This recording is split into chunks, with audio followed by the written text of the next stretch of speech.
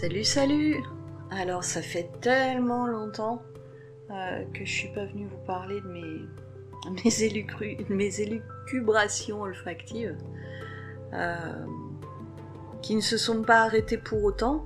En fait, depuis la dernière fois, moi, j'ai continué. Alors, à mon rythme, hein, je me mets pas la pression pour avoir du contenu à vous fournir. C'est pas du tout l'idée. Mais pour autant, c'est vrai que voilà, j'étais occupée à intégrer et pas à restituer. Mais là, les 2 dernières que j'ai faites, en l'occurrence, s'avèrent, bon, comme toujours, pour moi, étonnantes, époustouflantes.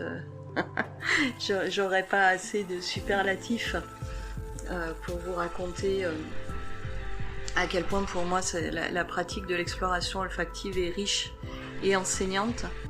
Donc voilà, quoi qu'il en soit, me revoilà avec une exploration donc que j'ai fait au mois de juin. Alors c'est pas celle que je vous ai un peu spoilée en message dans le groupe hier, puisque entre temps il y en a eu une autre, et qu'en relisant mes notes, et aussi parce que j'ai fait un tirage d'huile sur Facebook pour l'huile du lundi, et en fait c'est celle d'avant qui est sortie, et là je me suis dit bon, ça montre bien qu'avant de parler de la deuxième que je viens de terminer, il faut quand même, c'est en tout cas intéressant de vous faire le retour de celle d'avant. Et puis ça s'est vraiment confirmé par ce que j'ai lu en remettant le nez dans mes notes. Voilà, donc je vais pas m'y prendre comme les dernières fois. C'est-à-dire que là, je vais vous donner tout le déroulé de l'huile sur cet enregistrement en une fois et en vous disant dès le début ce que c'est. Donc cette huile que j'ai travaillée le mois dernier, c'est l'angélique archangélique. Alors c'est une huile qui me touche particulièrement. Dans ma croyance, elle doit faire partie de mes plantes alliées en tout cas. C'est ce que j'aime à penser, puisque c'est la deuxième fois qu'elle se présente à moi. La première fois, c'est la première là qui ouvre mon carnet en 2019. Et c'est avec elle que j'avais commencé à prendre des notes sur ma pratique d'exploration olfactive, puisqu'avant je notais rien. Et voilà, là je vois que dans mon carnet, quand je l'ouvre, 27 décembre 2019, et j'ai commencé à noter au 3e jour ce qu'elle me racontait. Et donc elle s'est représentée là, le 16 mai. Alors il fallait que je travaille 9 jours avec, c'est ce que m'a dit le pendule quand j'ai demandé combien de temps est-ce qu'il faut que je l'explore. J'ai eu 9 journées, mais comme pendant cette période-là, j'étais prise par d'autres projets, et puis voilà, la vie a fait que j'ai pas pu enchaîner mes 9 jours d'affilée. Eh bien, au final, cette exploration s'est étalée sur 1 mois. Pour faire ces 9 jours, il m'a fallu 1 mois. Mais ça a été... je vais vous le dire à chaque fois, en fait, hein, je crois ce truc-là. Ça a été puissant, ça a été révélateur, ça a été un beau mois. J'aime particulièrement l'angélique, c'est vraiment une odeur qui me plaît beaucoup, qui est riche, puissante, changeante. Elle fait partie de ces huiles qui confirment vraiment l'importance de travailler sur une touche à sentir ou sur un support et non au flacon, parce que quand on lui donne l'espace de s'ouvrir, il y a vraiment différentes phases, elle s'ouvre, et c'est super chouette de sentir ça. Alors, de quoi elle m'a parlé cette plante pendant 9 jours? Là aussi, je vais pas faire comme la dernière fois. En fait, j'ai déjà passé en note un peu ce que j'avais mis, même si c'est pas encore mes notes définitives. Elles sont pas encore synthétisées et épurées par thématique. Donc là, ce que je vais vous raconter, c'est malgré tout dans l'ordre chronologique de ce qui m'est venu, même si je vous dirai pas jour 1, jour 2. Il va y avoir des répétitions, parce qu'il y a des choses qui sont revenues au fil des jours, et puis voilà. Il y a vraiment un chemin qui s'est dessiné. Et donc voilà, donc au premier jour, Je dis je vais pas faire ça et je commence comme ça, mais pour autant voilà. Ça commence par une forte circulation tertielle. Non, ça c'était ce que j'avais noté en 2019. Voilà. Elle me montrait que j'avais une absence de sensation au niveau du chakra et au niveau des chakras du bas.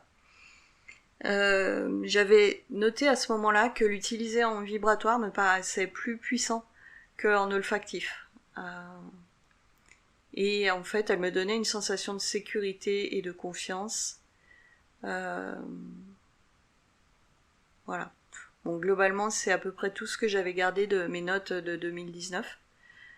Et puis là, ensuite, donc je passe sur ce que j'ai noté là au mois de mai. Donc voilà, on revenait sur à nouveau cette sensation d'ancrage. Après, bon, l'angélique archangélique est donnée pour être une plante du chakra 1. Donc oui, elle va ancrer, c'est certain, c'est une des choses qu'elle fait. Mais elle me donnait également une sensation de picotement au niveau du 7e chakra, c'est-à-dire le chakra coronal. Et puis au fil de cette méditation, elle m'avait vraiment ouvert sur la thématique de la confiance dans le pouvoir créateur. D'ailleurs, en ça, elle était vraiment dans la ligne directe de l'exploration que j'avais fait avec la férule. Juste avant... Non, il y avait eu le jasmin entre-temps. Juste avant le jasmin, il y avait eu la férule, qui parlait aussi beaucoup de ce pouvoir créateur. Alors là, c'était moins une sensation de puissance, mais c'était vraiment une sensation de ma pensée crée des choses. Et voilà, il m'avait été soufflé la phrase « Je peux mettre en œuvre ce que je décide », qui à ce moment-là était, puis qui d'ailleurs est toujours dans les thématiques de ma vie en ce moment, hein, c'est d'arriver à faire passer dans la réalité les 10 000 idées que j'ai dans la tête et à me dire oui, ça va intéresser les gens, oui, je peux mettre mes efforts là-dedans, enfin voilà. C'est un peu le blocage que je vis depuis quelque temps. Donc elle était venue me chercher là-dessus. Ensuite, j'avais eu la sensation qu'elle renforçait la présence de l'observateur. Alors quand je dis ça, je me réfère à l'idée qu'on aurait une part de nous qui se positionne en permanence en observateur de nos comportements. Mais là, je parle pas d'un observateur jugeant, je parle d'un observateur qui aurait un point de vue supérieur, plus éclairé, bienveillant, et qui amène une forme de paix en se disant mais oui, vas-y, fais ce que t'as envie en fait. En anglais, on dirait who cares. Voilà. Et donc, à un moment, elle s'est mise à renforcer cette présence, ce qui fait que je pouvais avoir en même temps le mental qui bavarde, et qui bavardait beaucoup, et être aussi présente dans ce silence qui est au-dessus, dans ce silence bienveillant et calme. Et en fait, ça rendait le bavardage insignifiant. Et là, ça me disait, c'est pas la paix est là, c'est la paix est au-dessus. Et à ce moment-là, en fait, le bavardage devient inspiré, créatif et plein d'acuité. Dans cette double présence à soi, dans cet espace d'observation et dans ce mental qui raconte tout un tas de trucs, voilà, le bavardage mental devenait plus intéressant. Et là, ça parlait d'accepter sa puissance. Comment débloquer ce qui bloque, les peurs, etc. Et là, ça me ramenait sur accepter la puissance, dans un espèce de cercle vicieux, de accepte ta puissance, oui, mais comment je débloque ce qui coince? Accepte ta puissance. Et voilà, la vision de ce cercle vicieux qui m'amenait à la prise de conscience qu'il fallait choisir, en fait, de le couper. Et pas rester dans le nanana, tu sais, oui, ok, en fait, à un moment, ça se termine quand tu dis accepte ta puissance. Il n'y a pas de mais. Et là, on est dans le fait d'accepter la pleine responsabilité de notre création. Un peu plus tard dans mes notes, alors là ce que je vous lis en fait c'est plus mon carnet, c'est mon fichier de synthèse où j'ai déjà épuré en fait pas mal de choses, ce qui relève de mon histoire et ce qui peut relever du discours commun de cette huile pour tout le monde. Je me suis questionnée sur l'idée qu'elle pourrait aider à travailler sur les personnes qui souffrent de la blessure de rejet.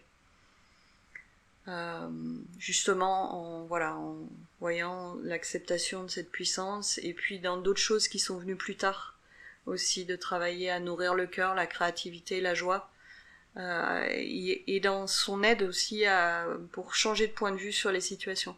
Elle permet vraiment ça. On peut décider de changer de point de vue, de se débarrasser des croyances que ça doit prendre du temps de changer de point de vue. Et là, elle dit, je demande à voir les choses à chaque instant, depuis l'espace du cœur. Alors, je descends dans mon fichier, vous entendrez peut-être le bruit à l'enregistrement. Alors, quelque chose qui est revenu beaucoup avec cette plante aussi, c'est que la sensation d'ancrage, alors je l'ai beaucoup en olfactif, mais pour les personnes qui ont du mal à le ressentir, comme moi, c'était le cas en 2019 d'ailleurs, ça semble plus fort en l'utilisant en vibratoire.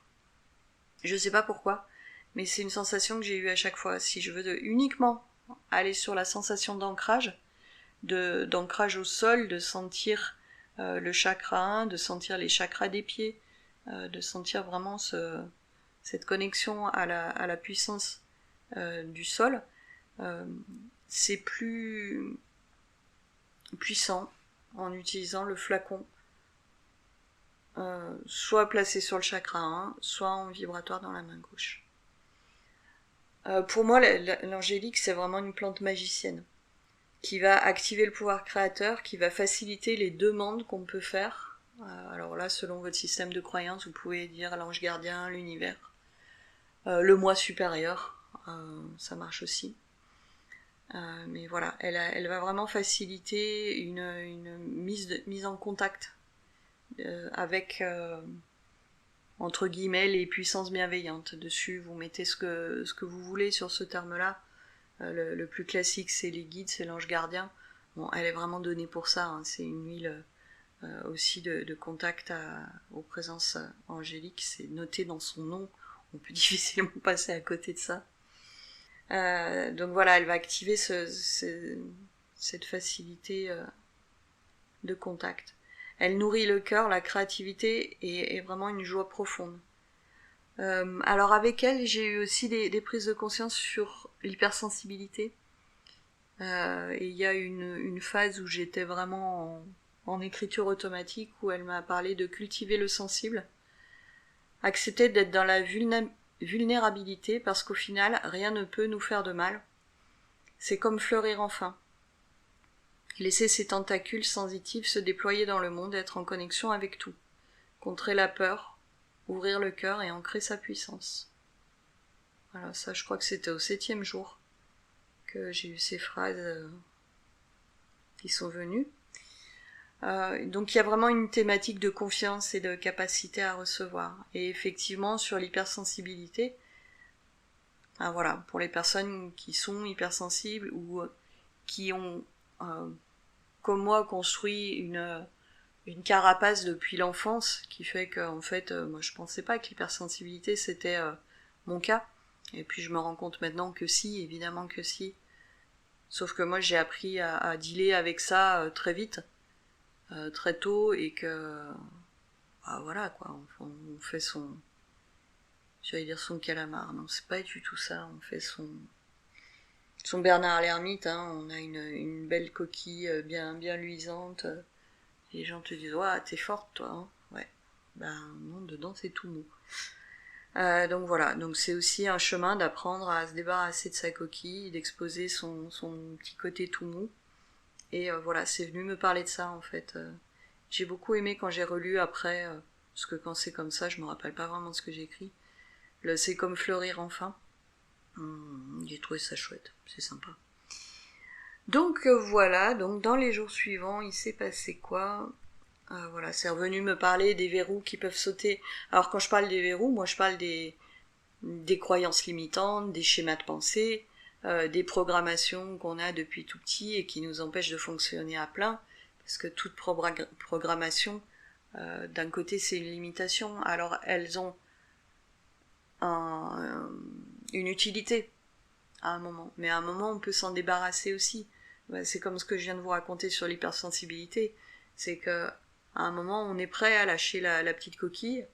Voilà, les programmations, elles ont une utilité, puis il y a un moment où on est prêt à aller voir et à se rendre compte qu'en fait, est-ce qu'elles servent encore à quelque chose? Donc l'angélique, voilà, elle vient aussi parler de ça, de ce changement de point de vue qu'on peut opérer quand on est en confiance. Et en fait, alors il y a eu plusieurs jours où j'ai eu des envies de désencombrement, où j'avais vraiment envie d'interrompre la méditation et d'aller ranger. Bon. Et en fait, sur le dernier jour, je crois que j'ai eu vraiment l'explication de cette envie, puisque c'est venu me parler du flux. J'avais vraiment la sensation d'être au milieu d'un flux continu de choses, d'informations, d'abondance, de vivant. Et là, j'ai eu aussi un petit bout de truc qui m'est venu qui disait il n'y a nul besoin de s'accrocher aux choses quand on ressent la force du flux de vie. Pas de peur de manquer, car il nous apporte plus qu'il ne nous faut. Le manque se crée quand on bloque le flux en s'accrochant à quelque chose. Et là, du coup, c'était une sensation. Alors j'ai noté, ça fait comme un bouchon. Et effectivement, il n'y a plus rien qui circule. Donc en gros, l'idée, c'est il n'y a pas d'effort à faire, simplement se laisser traverser. Donc voilà.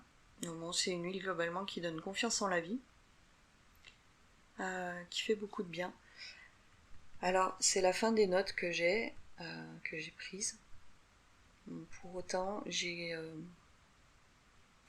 comparé un peu avec... Enfin, du coup, j'ai écrit mes trucs et ensuite je suis allée lire ce qui se dit par d'autres auteurs. Et puis, au final, en fait, c'est dit avec d'autres mots, mais les sens sont les mêmes.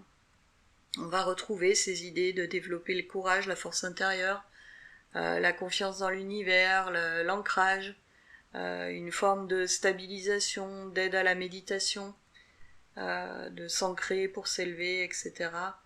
On va retrouver les mêmes thématiques en fait. Voilà, un peu. Je suis en train de relire en même temps, donc c'est pour ça que je bug. À un moment, j'améliorerai peut-être mon flux de voix si je persiste dans cette façon de faire. Voilà, une forme de clarté aussi, hein, parce comme on est en connexion avec une part de soi qui se place au-dessus, ça donne de la clarté, ça donne de l'ouverture, ça donne de la confiance et de la conscience, oui, pour le coup. Donc voilà, donc l'angélique est une très belle huile, et évidemment, elle est tombée pour moi à un moment où j'avais vraiment besoin de me connecter à tout ça. Mais ça s'est pas arrêté là, puisque la suivante est venue bien après, parce que du coup, pour moi, fin juin, il y a eu un stage d'herboristerie sacrée. Coucou les filles qui entendront ce podcast, qui a amené encore de l'eau à mon moulin, qui a encore amené des plantes et des synchronicités qui se plaçaient dans le droit chemin de tout ça. Mais du coup, ça, vous le saurez dans le prochain épisode, que je devrais quand même pas trop tarder à faire, parce que du coup, l'enchaînement est trop beau. Donc voilà, donc j'espère que ça vous aura plu. Alors, je vais peut-être vous dire quand même 2 mots des propriétés physiques de l'angélique. Même si au final, on s'en fout un peu, hein, c'est pas le sujet. Mais bon, allez, je l'ai sous les yeux, je vous fais la lecture. Elle va favoriser l'endormissement. Elle aide à produire de la mélatonine, c'est l'hormone du sommeil. Elle améliore la digestion, c'est une anticoagulante. Elle aide au niveau du système nerveux, elle soulage l'épuisement, le stress et les peurs. Elle aide au niveau digestif. En même temps, voilà, symboliquement, hein, elle permet de digérer ses croyances, ses schémas négatifs, etc. Donc pourquoi pas. C'est un fortifiant général, elle travaille en cas de fatigue importante, blablabla. Au niveau des contre-indications, bien évidemment, pas femme enceinte, c'est une photosensibilisante. Il est noté à utiliser en faible quantité. En même temps, vu le prix de cette huile, qui fait quand même partie des précieuses, on va jamais s'en tartiner de haut en bas, hein, ça je peux vous le dire tout de suite. Voilà. Donc, je vous en reparlerai. Notamment en lien avec celle d'après, Enfin, du moins avec celle que je viens de terminer là, qui est... Voilà, oui, c'était un enchaînement juste parfait. Bon, j'espère que ça vous aura éveillé des petits questionnements, des pistes, je sais pas. On en parle en commentaire comme d'habitude, et puis écoutez, là-dessus je vous dis bisous bisettes, et à tout bientôt.